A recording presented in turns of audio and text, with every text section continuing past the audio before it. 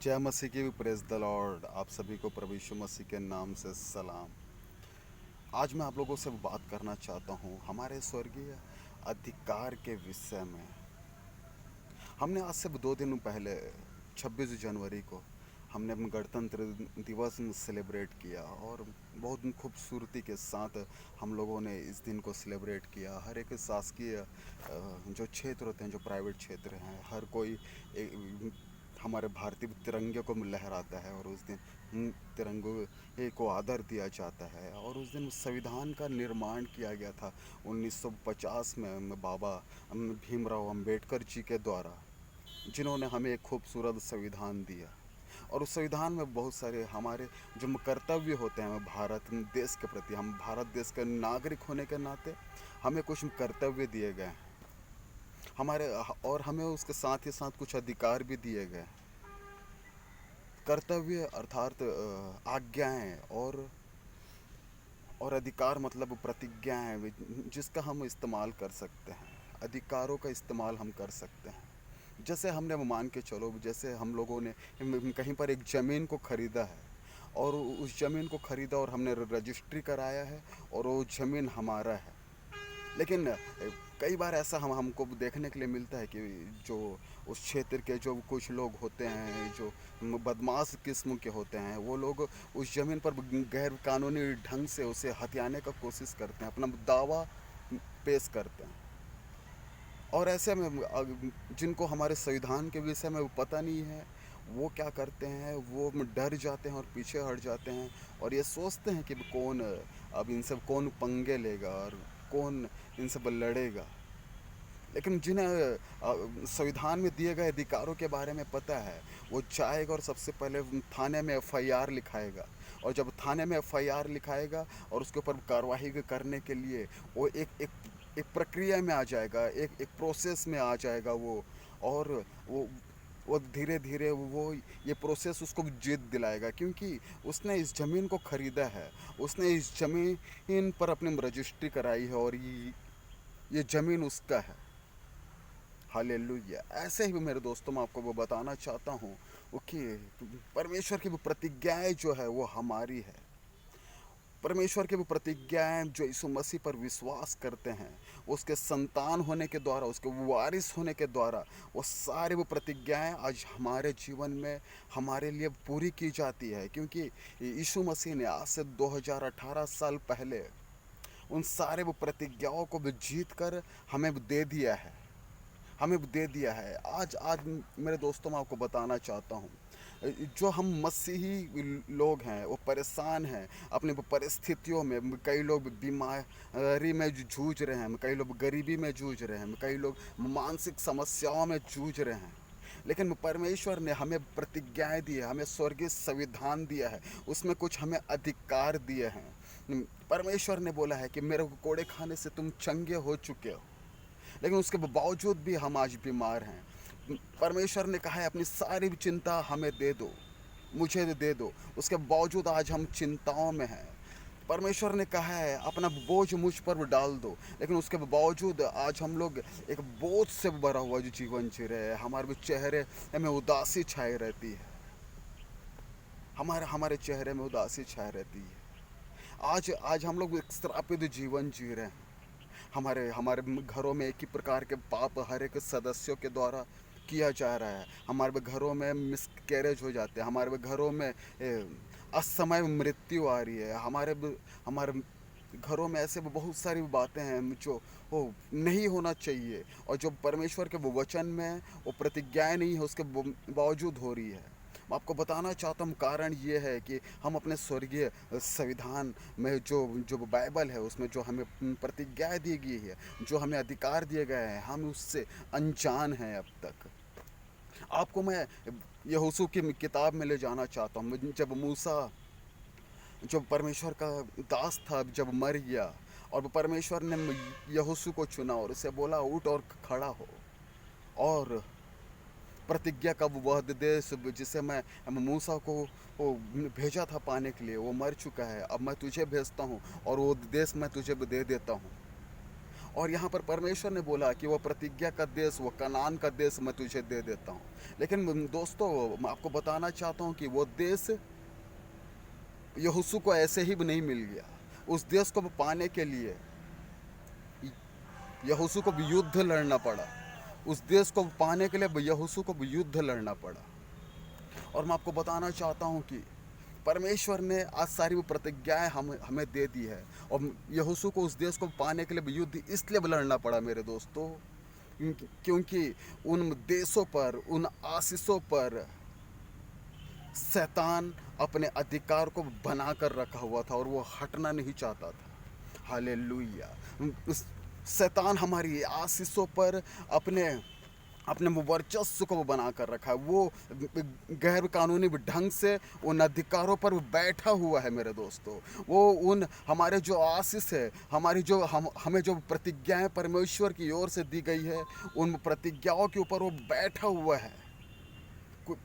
जैसा अपन कहावत सुनते, कुंडली में मार कर बैठना, वो गैर कानूनी ढंग से हमारी आशीषों पर बैठा हुआ है, हमारे शरीर के स्वस्थता पर बैठा हुआ है, हमारे मानसिकता पर बैठा हुआ है। और वो हमें आज़ाद होने नहीं देता, हमें वो चंगा होने नहीं देता, हमें वो जो ब्लेसिंग्स, जो स्पिरिचुअल ब्लेसिंग्स है, वो हम पर आने नहीं देता। कारण ये है क्योंकि हम लड़ाई नहीं लड़ते। और जब यहोशू ने उस प्रतिज्ञा के देश को पाने के लिए, जब यहोशू ने एक परमेश्वर की आज्ञाओं पर बने रहकर जब युद्ध लड़ने के लिए गया, और वो हराते गया, एक के बाद एक देश को हराते गया वो, और जीतते गया। और इस प्रकार से उसने अपने जो इजरायली लोग थे, उनमें से 2 लोगों ने उस प्रतिज्ञा के देश में अपने कदम को रखा।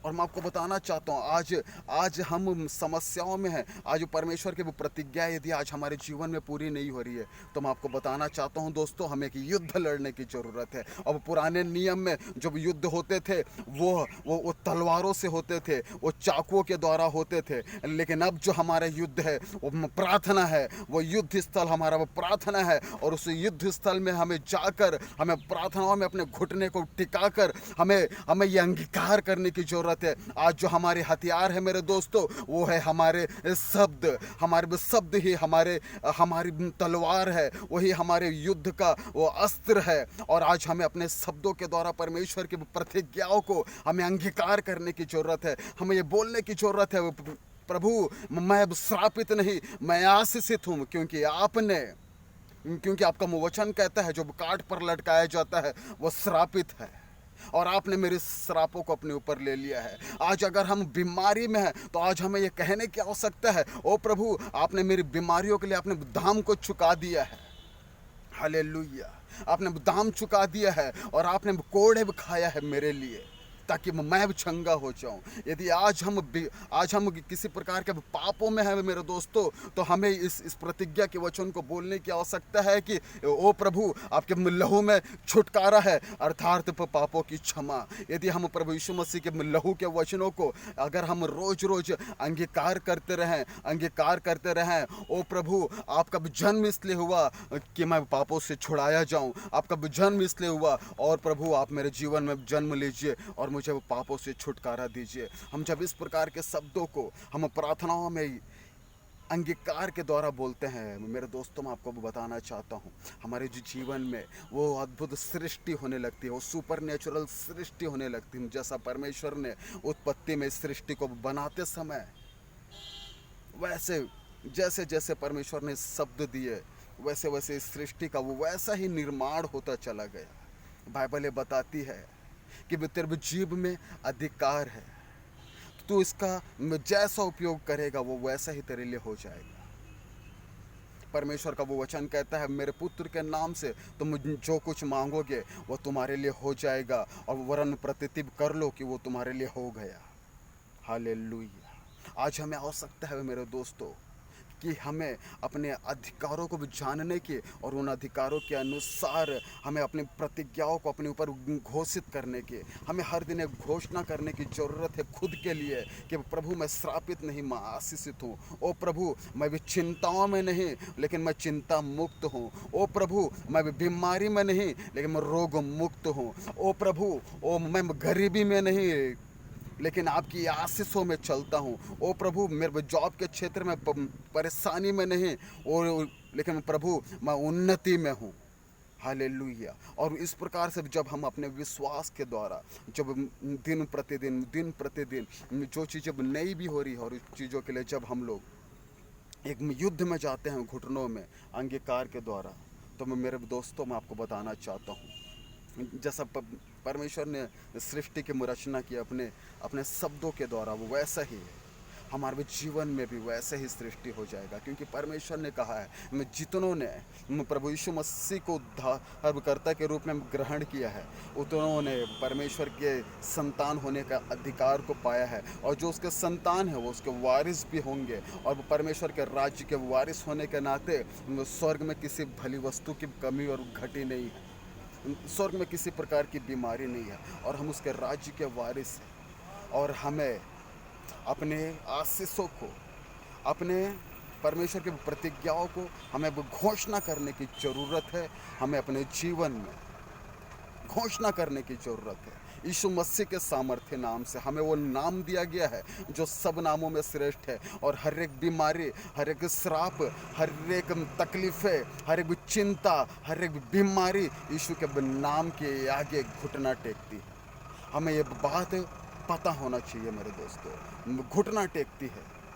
और आज अगर हम समस्याओं में हैं और हमारी प्रार्थनाएं आज नहीं सुनी जा रही है, अगर हम रोज़ अंगीकार कर रहे हैं, प्रार्थनाएं कर रहे हैं और नहीं सुनी जा रही है, तो मैं आपको बताना चाहता हूँ कि हमें परमेश्वर के वचनों को जैसा पढ़ते हैं, जैसा सुनते हैं, वो उसके अनुसार चलने की आवश्यकता है। क्योंकि बाइबल कहती है तुम मुझ में बने रहो और मेरी बातें तुम में बनी रहे, और तुम मेरे पुत्र के नाम से जो मांगोगे वो तुम्हारे लिए हो जाएगा, हो जाएगा मेरे मित्रों। लेकिन ज़रूरत है हमारे जीवन में, मैं आपको बताना चाहता हूँ, हर एक प्रतिज्ञा को पूरा होने के लिए परमेश्वर पहले आज्ञा देते हैं। जब हम आज्ञाओं को पूरा करते हैं, परमेश्वर अपनी प्रतिज्ञाओं को हमारे जीवन में पूरा कर देते हैं यीशु के नाम से।